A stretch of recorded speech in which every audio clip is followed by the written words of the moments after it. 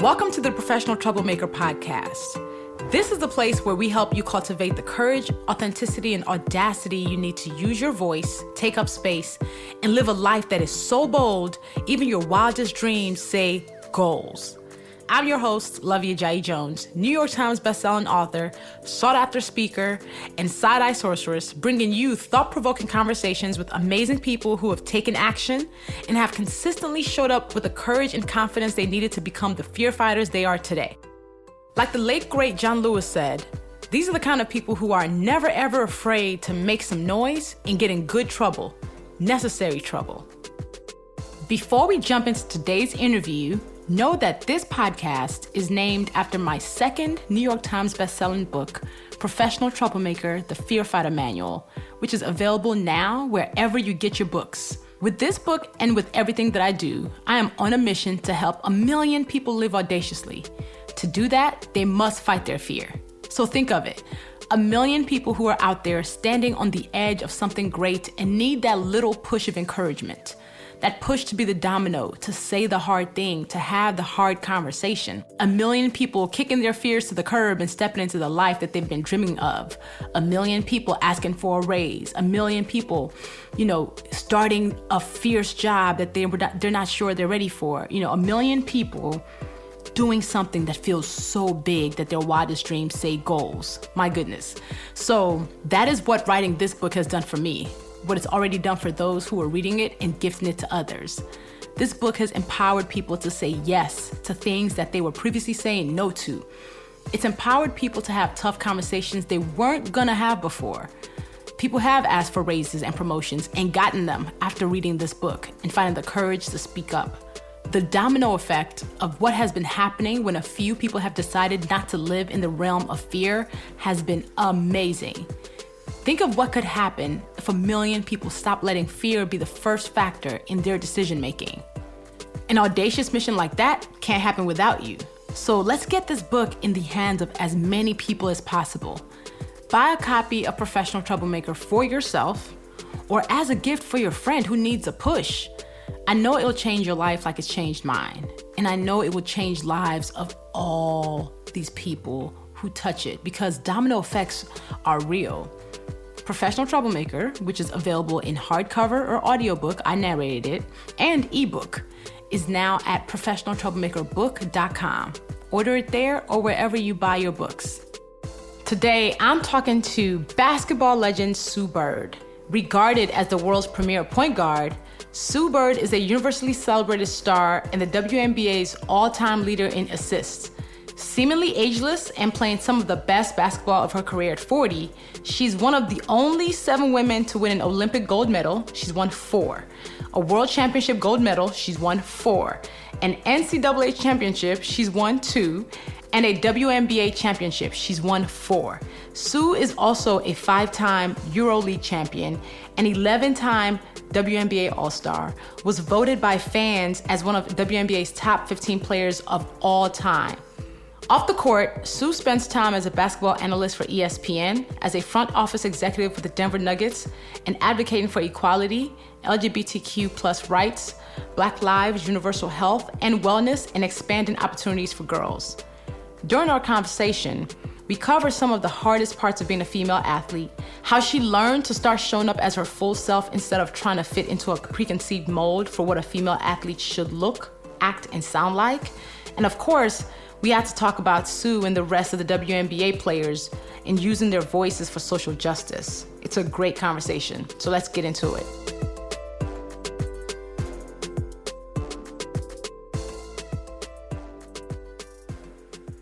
The first thing I always ask my guests, because I'm always curious how we were as kids, is what did you want to be when you were growing up, when you were like 5?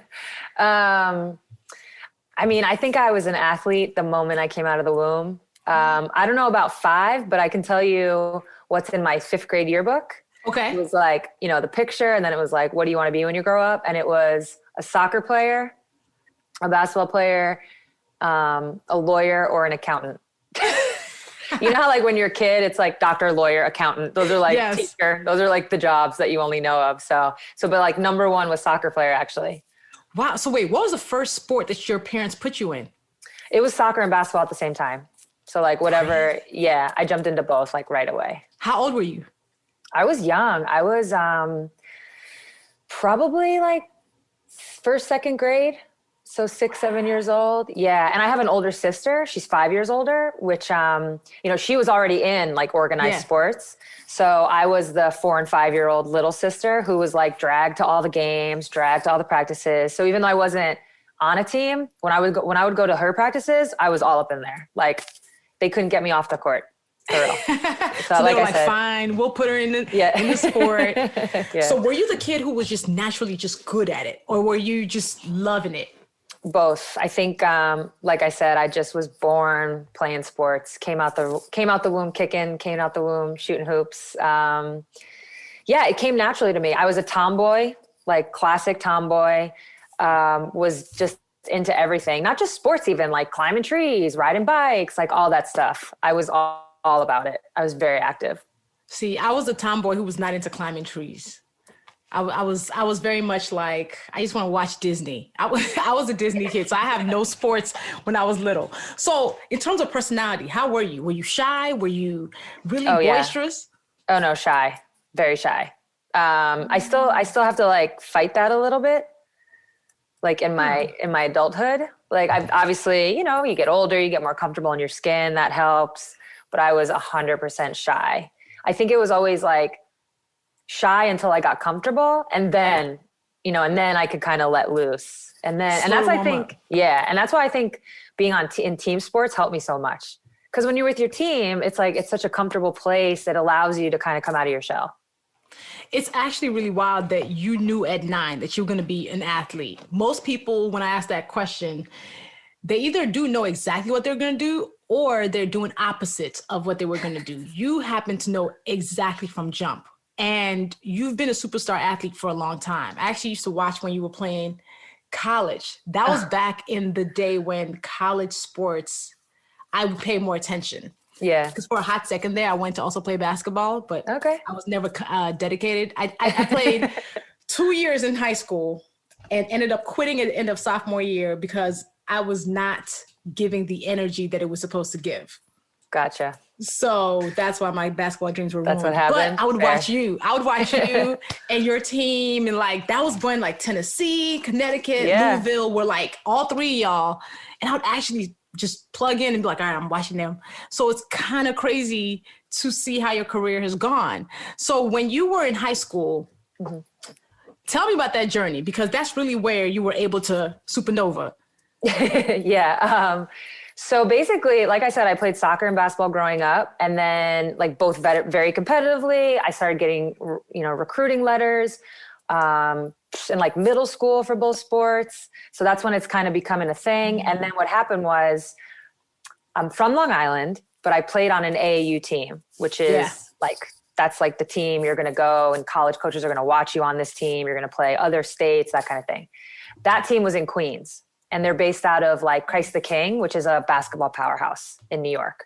So all of a sudden my sophomore year rolls around, like the end of my sophomore year, and two things happen. I started to realize like basketball was my sport. I was essentially choosing in that moment, and my parents were splitting up.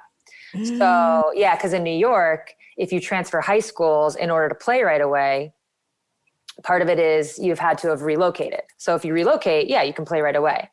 So the way it worked out is my dad relocated, got an apartment in Queens. And then that was kind of simultaneously, I was going to go to Christ the King now. So that was like, that moment really was like me deciding that basketball was going to be my sport, my path. Like, let's see what happens. As a teenager, having your parents split up, how did you handle that? And also having to be focused as an athlete? Yeah, I mean, looking back, it's like somehow as like a 15 year old, I like compartmentalized it for a long time. My teammates, my friends, they didn't even know for like a year or 2 years. Like I didn't tell anybody. I was just like operating as if nothing happened, which probably isn't the healthiest. I think looking back, I might have known it was probably for the best. Yeah. You know what I mean? Like, I think there might've been a part of me that was like, all right, they're not really made for each other. And while that, as the kid, you kind of take some of that brunt, and you don't want to be, you don't want to be in a divorced family when you're a little kid. But I think somewhere deep inside, I think I knew. So it helped come to terms with it quicker. And like I said, I had my teams, I had my friends. So I always had like these safe places for me to go. So you chose basketball, and then senior year happens. Yeah. What made you go? Which way are we going? Usually when people pick their colleges, which changes the whole thing and your whole journey, because where you picked ended up becoming legendary program. The spot. Yeah, the spot, right? Yeah. What made you pick? So first of all, you chose basketball, so soccer was no longer there. Right. Focus all on basketball. Uh-huh. How was senior year? So usually there's like these signing periods, right? And there's one in the fall, one in the spring. And my high school coaches, which had been through this so many times, like there's like legends that came out of Christ the King. Shamiqua Holtzclaw is probably the biggest name. Yeah, legend. So I was really lucky. They had already been through all this, and they were like highly recommending that I get all of the decision-making done in the fall signing period. So I could just be like, boom, done. It's October or November, whatever it is. And I can just like focus on my senior year. College decision is over with. And luckily it happened that way for me. And I chose Connecticut. I chose Connecticut over, I looked at Vanderbilt, Stanford, Duke, Notre Dame. My final three were Stanford, Vanderbilt, and UConn.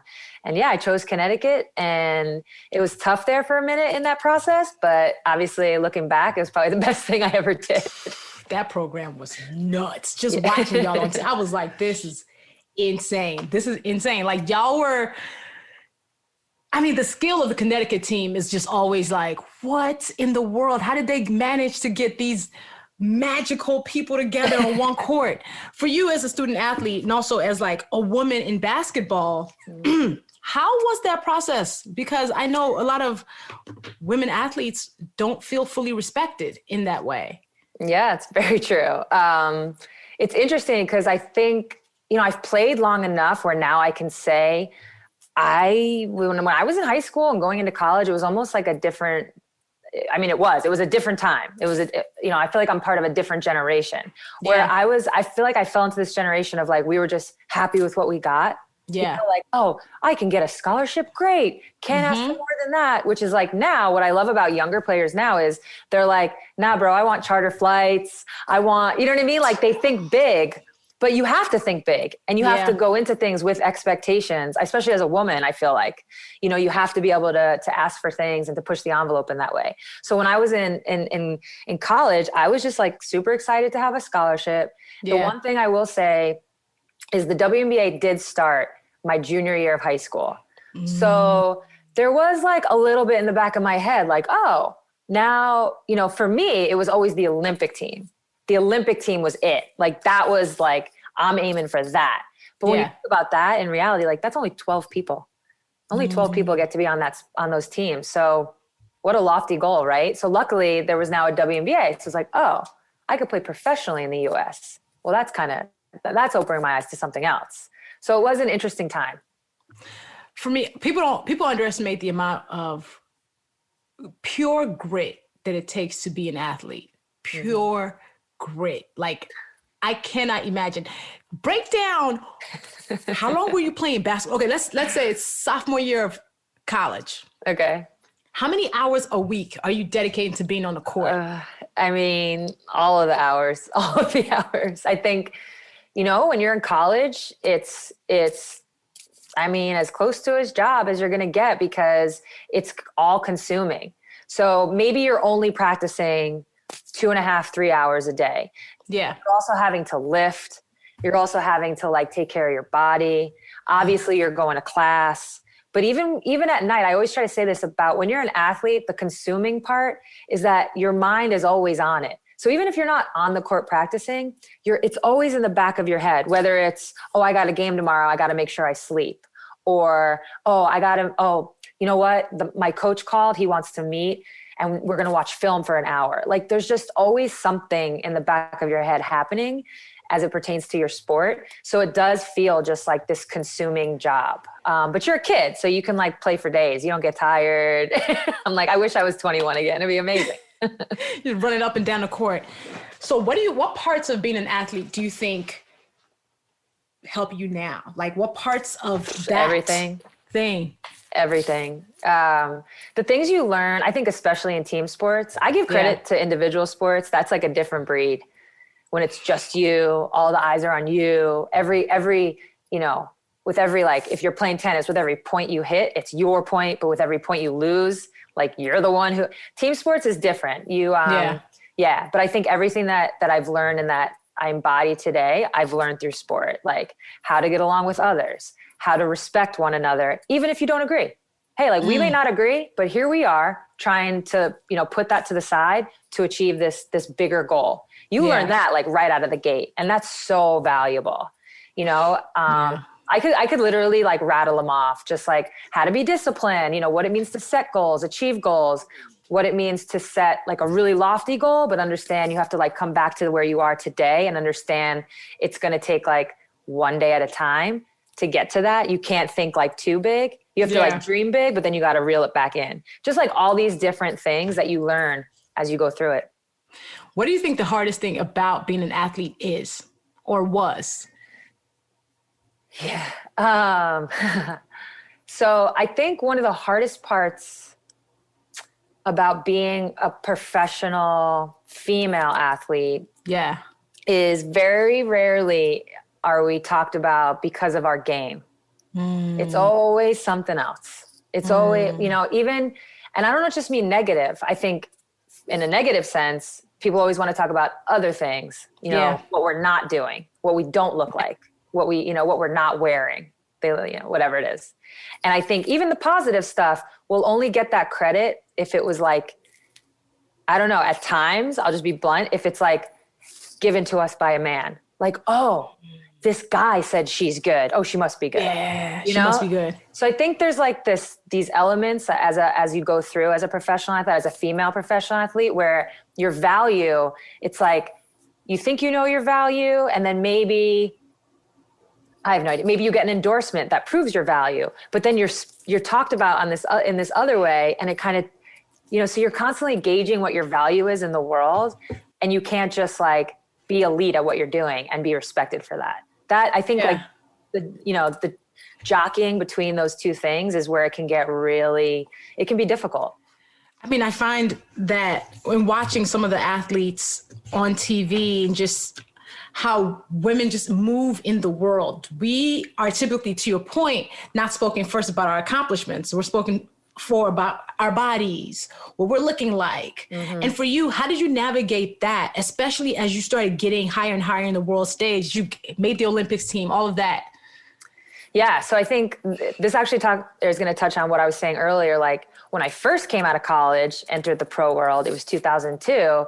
And I was 100% like, oh, gotta be feminine. This is what's going to sell. And, you know, I knew I was gay at the time, wasn't going to say it. And it's interesting because I always say this, like nobody told me that, hey, you should hide this part of yourself because it won't be good for you. But like, I just knew. You knew. Yeah, like there was something happening around us in our society where like I just knew that it might not be a good thing, or like I might lose an endorsement, or you know, this might not happen or that might not happen. So back into 2002, like I said, I was very much in a place of like feminine and trying to fit into this, what was at the time like this mold of what a female professional athlete should be.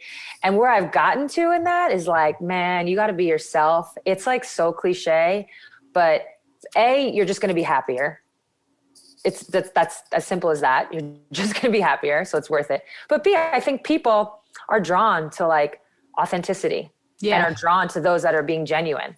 Yeah. You know, you're more, I feel like a lot of times you can smell it when someone's like not being real, and who wants to be around that? You know? And also just like, I think about some of the outfits I used to wear. Clothes are funny because they're just clothes, right? But they kind of speak to something too. Yes. Like how you feel, like what you want to portray. And I look back on pictures of my earlier years and I'm like, oh my God, like I was clearly trying to fit in a mold, and I can look at myself and be like, you're so uncomfortable. You know? So now it's just like, I enjoy just being comfortable and like being who I want to be. Honestly, like, I feel like the last You said that was 2002, so 18 years. We've lived 6 generations. Yeah, We've totally. lived 6 generations because things have shifted so quickly. The fact that in 2002, you could not be like, I'm gay, and not be afraid of losing money, losing whatever type of currency is attached to your name.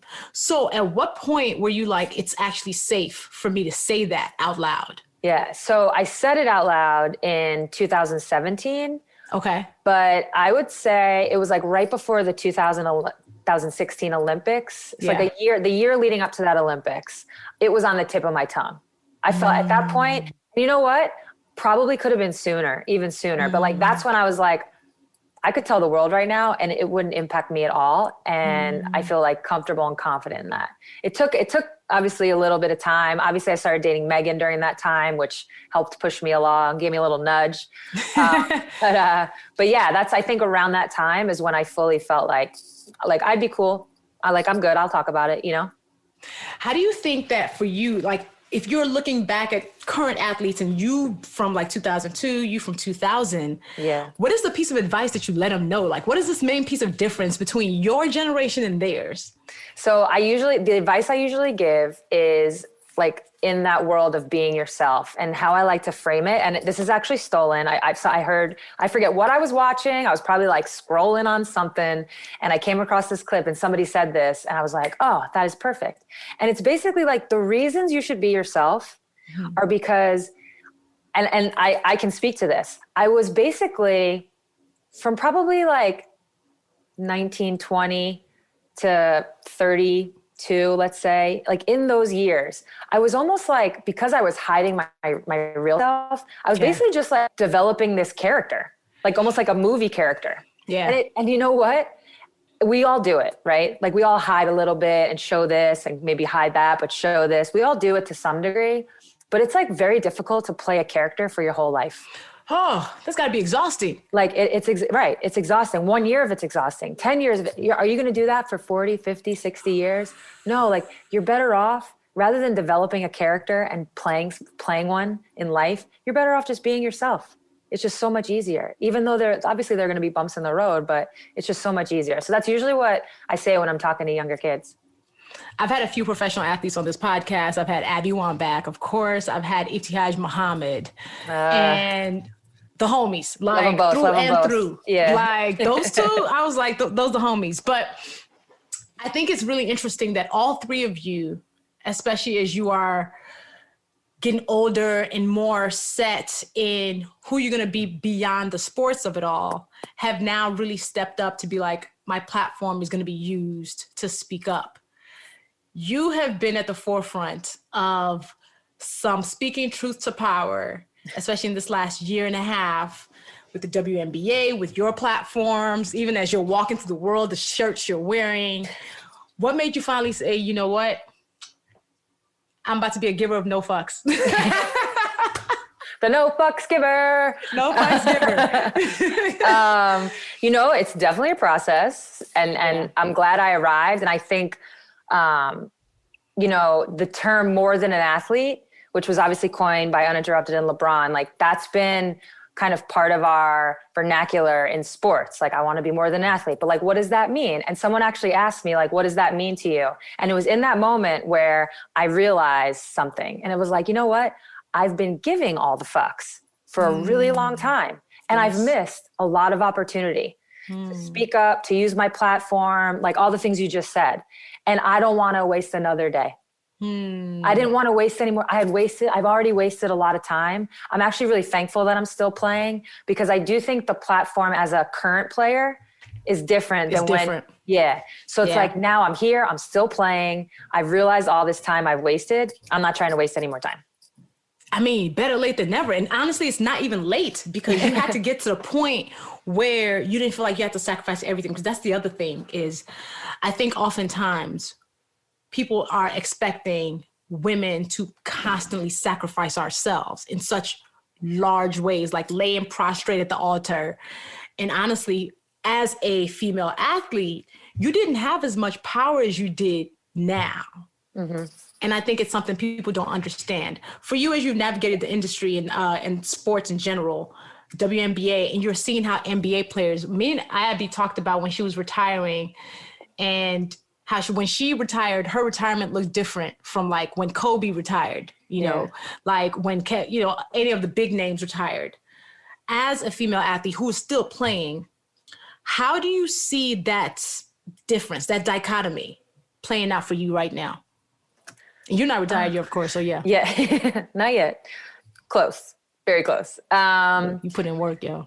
Yeah, no, it's just, I think the conversations around female sport, about, women in sports, they're definitely changing. You can feel them changing. I think one example I could use, and this kind of, again, it's going to touch on something I said earlier, but like Russell Wilson wore my jersey to one of his games. And then after the game, he spoke about, oh yeah, I was just, he threw like some really clutch touchdown. He was like, oh yeah, I felt like Sue Bird in the clutch. And so there's one aspect of it where I was talking about earlier, which is like, you don't always have to have the male athlete, kind of like anoint us or validate us. But simultaneously, when you have certain people who have a certain platform in the world, help change the conversation, that I think that's like how I like to look at it. That's where the meaning and the power comes. So I do think, Abby retired, and I can't remember now. Let's call it probably like 5 years or so ago. Yeah, 4 or 5 years ago.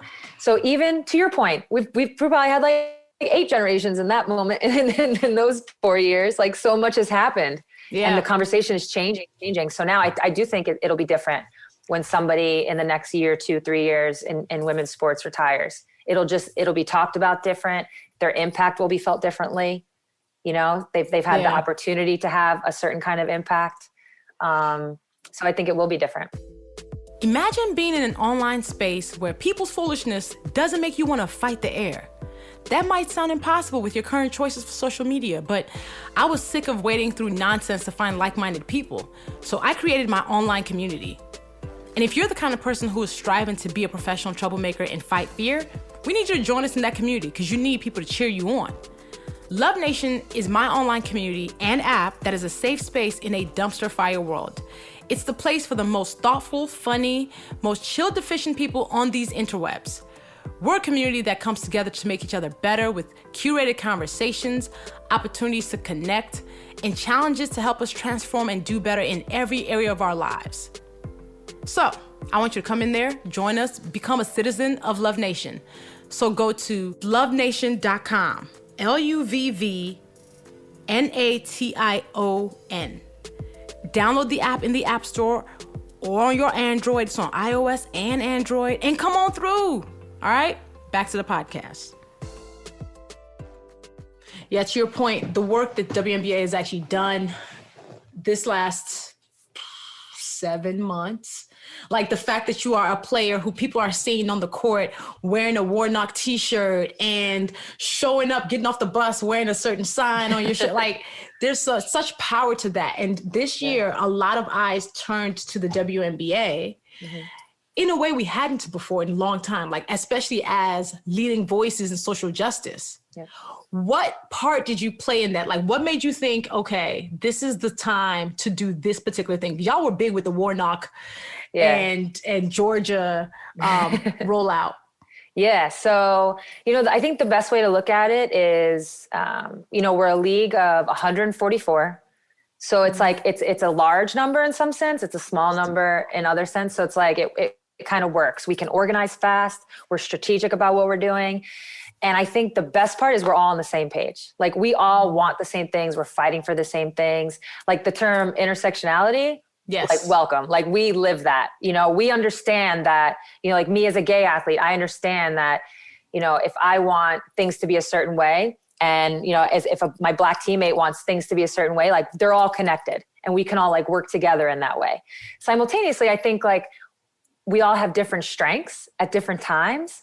And the best way to put it is like, there's been players through the years dating back to the Minnesota Lynx when they first wore their t-shirts. 2016, which was actually right before Colin Kaepernick kneeled. So they were already protesting, police brutality. And it was like, so the Minnesota Lynx had the quote unquote idea to do this. Right away, the whole league behind them.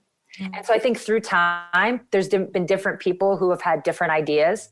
and then the whole league just like rallies. And you can't do it without all of us. We know that we're like, our strength is in a unified voice. So as it pertains to Warnock, I happen to be, you know, one of the people behind the scenes with the idea and kind of like pulling the strings to organize and get it done. But it took 144 players, you know, and it was way more powerful with all of us on board than it ever would have been than just one person. So that's kind of like the beauty of our league is just how organized we are.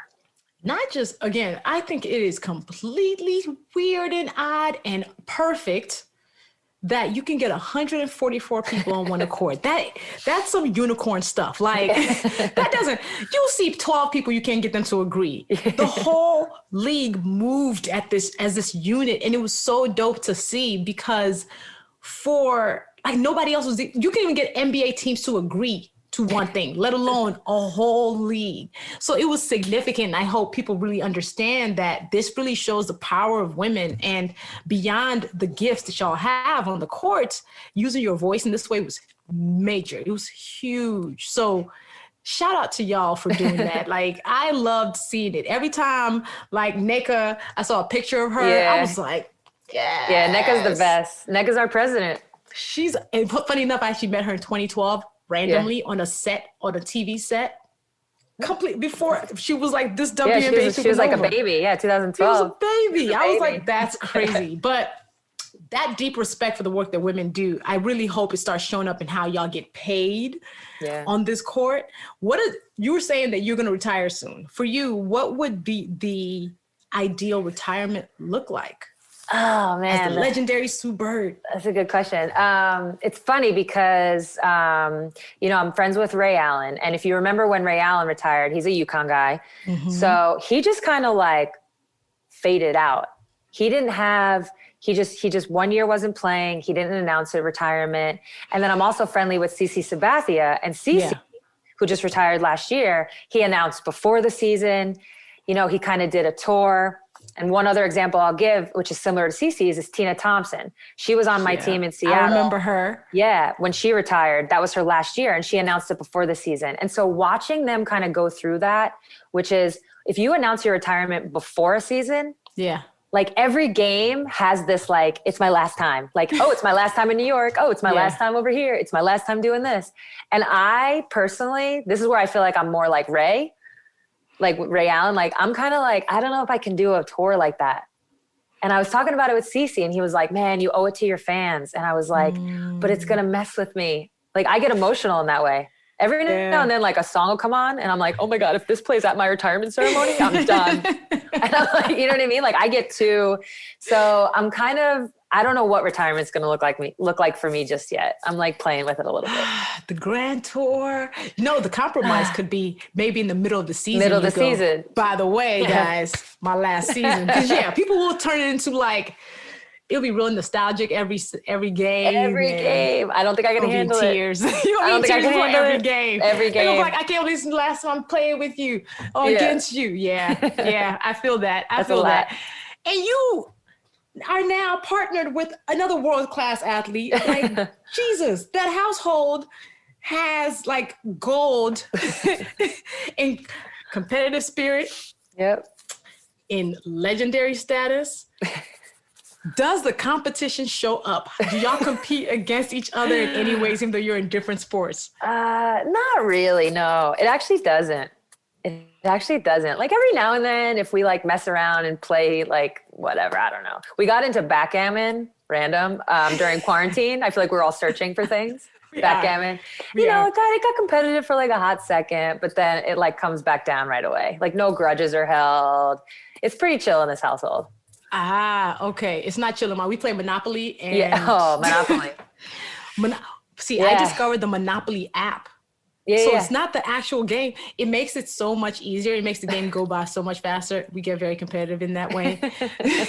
What do you think? How do you maintain your grounding as you're part of your Sue Bird and you're part of this coupling that includes Megan? I mean, to be honest, I don't think it's really a question of like, oh, how do you maintain it? I think that's just kind of who we are as people, like individually. I think we're very much like that. I think probably you could talk about how we were raised and where we're from and like kind of like our upbringing as to why. And then, but even together, we're like pretty chill. Like people every now and then will ask like, oh, what's it like? I'm like, we're pretty boring. Like we did the laundry today. Megan is currently over there with a timer ready to get the clothes out of the dryer. This is us. This is what's happening. Listen, the boring is where it's at. We can't be exciting all the time. Who has time for that? Exactly. Who has time, especially in quarantine? I was like, anybody who has an exciting life in quarantine is clearly not doing what the rest of us are doing, which is staying in the house. Right. Good point. Clearly Good point. not.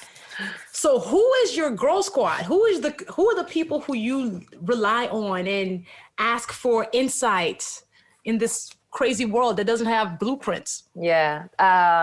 So I'm really lucky, obviously, to have Megan. So that's number one. But I have a very accomplished sister. She was a lawyer, but now she left that world to be like a headhunter. So she's a legal recruiter.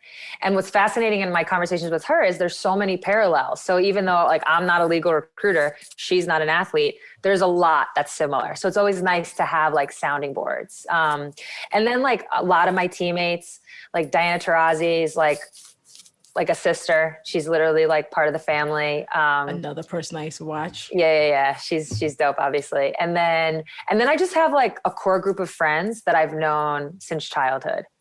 And there's something really comforting about that. They all have gone off in their own way and are successful in their own right. And when we get together, it's like always just like fun conversation, always like insightful conversation. And that's like, I feel like those people I just named, like that's like the crew. That's like who I'm bouncing things off of, maybe playing devil's advocate with, because sometimes that can be, both educational and entertaining. So yeah, that's kind of like, so that's my squad. What is something that people would be surprised to learn about you? Surprised to learn about me? I don't know. Surprised. I do like an argument. Really? Yeah, I like an argument. Here's the difference. I won't take the other side like just to argue. Yeah. But if I dig my heels in on something, like I'll get in there with you. I'll argue. It's fun. So you treat debate as a sport? A little bit. I enjoy it. I think you learn from it. I'm not scared by it. You just can't get too personal. That's when it gets weird. Introvert or extrovert? Oh, introvert. I actually just read an amazing article. It was only amazing by title. It was like, just because you're introvert doesn't make you an asshole. And I was like, yes. Because I think sometimes when you're a little on the shyer side, you're a little closed off, people are like, what's up with her? But I do have these extrovert moments. Like quarantine, I think, has showed all of us a little bit more about ourselves. Yeah. I 100%. I think I already knew this, just like put the stamp of approval. Like I like getting out. I like, having a fun night with friends at dinner, going out to a bar, whatever. Like that part of me, like that does get my juices going, but it also exhausts me a little bit. And that's where like the introvert kicks back in. I just want to chill on the couch for a couple of days. Introvert squad. People always get surprised that I'm an introvert because they think because I'm really social. I'm like, when I people for a bit, you will find me facing the corner. Lake or I'm with ocean? you. I'm with Lake or ocean? Lake. It's controlled. I've like sharks freak me out. Seaweed actually freaks me out. That's in lakes too, but whatever. Things like nipping at your feet freak me out. I do like waves, but I'm lake all day. Okay, winter or summer? Summer. Clothes for winter, life for summer. I like layering. You got to layer. What's your horoscope? Libra. You're Libra. Oh, yeah. Scales of justice. That's my mom. Y'all are definitely very much necessary. Capricorn over here, so we straight. We're goats. All day goats. Reading or listening? I want to say reading, but it's probably listening. All right, favorite artist? Like music? Yeah.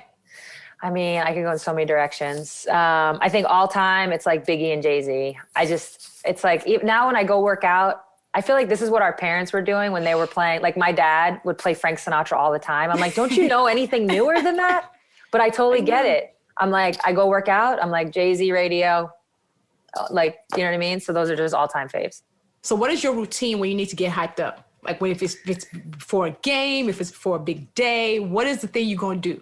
So if you asked me this like 10, probably 5 years ago, to be honest, it would have been like, put, X, Y, and Z music on, like Now it's like I meditate for like 10, 15 minutes. I try to get like very peaceful. I found that when I was too amped up, it messed with me. So it's like, I just like to be in like a really peaceful state. I used to be like hardcore, have to listen to music all the time, like in my ears on the bus. And then like, at the arena, what do they got on? Now I can go like no music. I can just be like chill in a good space. That's like my quote unquote hype up. We are washed. This is fine. This is, Is that what it is? Oh, no, shit. It's exactly what it is. So we are washed. Like, I was like, yes, that is relating to me on a spiritual level. I love silence. Yes. Yeah. That's change, man. Which we just crazy. When we start seeing ourselves being like, yo, now I understand our parents. Yeah. That's when I know. That's when, Yep. I definitely realized that in this last couple of years that like something happens in your 30s, in your later 30s, that just all of a sudden you calm down and you like peace and quiet. So how are you taking care of yourself? Like, what is your self-care routine in general? What are the things that you are doing to make sure you're finding peace? Yeah. Part of it is meditating, and I can't really go like super long, but if I find like even like I use the Headspace app, and like they have these even like quick hitters, like 3 minutes. So anytime I've actually noticed I get like, people can get tension headaches. I don't get the headache, but I'll feel like a little tightness in the back of my neck. The second I feel it, I've actually just started this in the last couple of weeks. Okay. I'll just go do like a 3 minute, just like go sit down 3 minutes. And it really like helps me out. When I do get the time, I'm in like more of like the 10, 15 minute range, still not that long. For me, I feel like a lot of my self-care comes in the like shape of taking care of my body. Like when that's like feeling good and I feel like I'm doing the things I need to do, everything else just kind of falls into place. But if I'm like lacking in my workouts, or if I didn't get good ones in, or if I didn't find the time for it because other things are taking my time, that's when I feel like I get a little like cranky about it. So when I'm like on point, taking care of my body, things otherwise generally fall into place. And that's kind of where I fall. How often are you working out? Oh, every day. Oh my God. Okay. I know you're a professional. This is your whole life of working out, right? Yeah. What do you tell somebody like me who hates to work out? I hate it so much. Marginal gains. That's what I tell people. So this is what I tell people for real. It is marginal gains, but it's basically like, I feel like a lot of times we think if we don't get an hour and a half or 2 hours, or if it's not hard, or if it's not this. And the truth is like some days, if you just like whatever it is that you do, like whatever, if it's weight training, spinning, whatever it is, if you do it for even just like 15 minutes, that's a marginal gain. It's a small little gain that'll eventually add up. So sometimes if you can only get that in, it's still worth it. And then the second part, it's like a two-parter. Be kind to yourself, man. Like be kind. Because some days, like the other day, I was just so tired. And I have a performance coach who like helps me with my workouts, tells me what to do. And I just text her and I was like, I don't think I could do it today. And she was like, it's okay. And I was like, oh, thank you. It really made me feel better. Because that day I just couldn't do it. But instead of like beating myself up, I was like, I just can't today. And I'll be better tomorrow. You know, so you just have to be kind to yourself. I gotta try it. Because I'm like, you want to talk about fell off the wagon? The wagon. It's hard. I got married. So the year I was getting married was 2019. I was in the gym with my trainer like twice a week because I wanted a track booty so I can look good in my dress. Hey, I feel you. I was like, I need this track booty. So I was there this whole time. My back was getting cut. I was like, okay, yo, I got married. My freaking trainer was like, all right, so see you next week. And I was like, yeah, so I'll see you the next session. I'm gonna skip today. Well, I happened to have skipped all the sessions since then. So I have not gotten back on the wagon, but I got a Peloton. Okay. See, I got good. a Peloton now. So it sounds like you need a goal. Like you had the track booty goal. Yeah. You might just have to like make another goal. I do need another goal. Like some sort of competition with a friend. Like those things sound silly, but like they work. That's true. I had a goal, then I was focused. There was like an end goal. There was like a purpose. Yep. Without a purpose, I'm kind of like, Same. I mean, I'm lucky in terms of the working out part because obviously I have a purpose. like I'm training for Olympics. Like that's a huge purpose. But like, yeah, without purpose, it can be like you're kind of just like floating around. I got to find a purpose. All right, we need a new goal. Need a new goal. So this summer, you were part of our Share the Mic Now campaign, which thank you for being a part of. We paired you with Sean Adigun, who Dr. Sean. She is the bomb. Like, what was that experience like for you? And what made you say yes to us when we asked? I don't even think it was a thought process.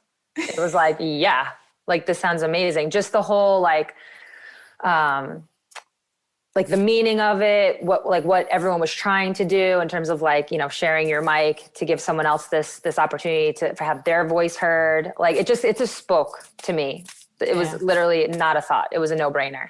And first of all, it was just great to get to know Sean. Like I had so much fun because if you remember, like the day before or 2 days before, something like that, you guys had told us like, hey, make sure you guys reach out, like have a connection point. Yeah. So we were on the phone for like, I don't even know, probably like close to 2 hours, just like talking. Yeah. And of course it's like the getting to know you parts. Yeah. But it was also, she's in the world of sports. She has an amazing story. She's actually like the first, I think it's the first woman ever to be in the summer and the winter. And Winter Olympics. Yeah. And she's bobsledding for Nigeria, which is obviously incredible.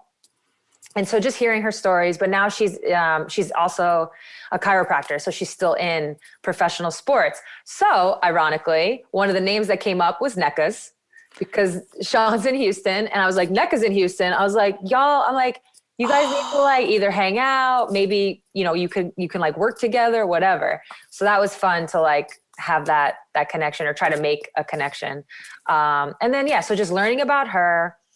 And I mean, listen, with everything that's happening in our country, in our society, in our world, one thing you quickly learn, I think, when you just listen is there's no one story for one group of people. Like not all Black people have one story. Exactly. You know what I mean? Not all white people have one story. Like there's different stories and you have to take the time to like listen, to get to know someone, and you're going to learn something. Cause like all these stories are so unique, you know, so you're going to learn, and that's going to, I mean, selfishly, it's going to make me like a more well-rounded person, you know, and just open your eyes to things. But in that moment with Share the Mic, it was a way for my, I guess, followers to have, you know, to learn from a different voice, from another voice with a different story. And so it was just, you know, powerful all around. Y'all showed us a lot of trust. I gotta say, like, I think me, Glennon, and Bose were all like, I can't believe y'all actually said a full yes. And hearing how the different partners have also connected after the fact has actually brought us so much joy. Like seeing people being like, yo, like, I still talk to my partner. Same. Some people are like besties with their partners. And I'm like, oh. This summer we were in the WNBA, we're in this bubble, and I had a little injury, and Sean hit me up and was like, hey, this, you know, I think you have this, like this might help. I was like, thank you. Whoa, amazing. Yeah. That's so dope. That's so dope. Yeah, no, like we were so thankful and appreciative of women. Again, it's the sisterhood. Like for women, us, sisterhood is a verb. Women get shit 100%. Done. Get shit done. Get shit done. The end. The end. That's just all we do. We just don't know how to do anything less than to get shit done. So that's why I'm always surround myself with amazing women. I'm always in conversation with amazing women because the constant inspiration pushes me to be better. So what do you want people to say when you're not in the room? Man, good question. It's funny. I'm usually asked this from like a basketball standpoint, not like a human being standpoint. Yeah, no, human standpoint. Yeah. I mean, when I'm not in the room, I mean, honestly, like, I hope that I'm like engaging, you know, I hope that, or like when I'm not in the room, I hope people say like, oh, that was like, I had fun. It was engaging, like interesting. I like having a balance in my life between like serious things and topics and what needs to be said and done and like having fun. I think that's important. So hopefully, you know, if I walk out of a room, that's like something that could happen. Like, oh, we talked about, I learned X, Y, and Z, or we talked about X, Y, and Z, but, we also joked around because, you know, Sue's a huge Dave Chappelle fan. I don't know, whatever it is, you know, like something, a connecting point in those two different ways.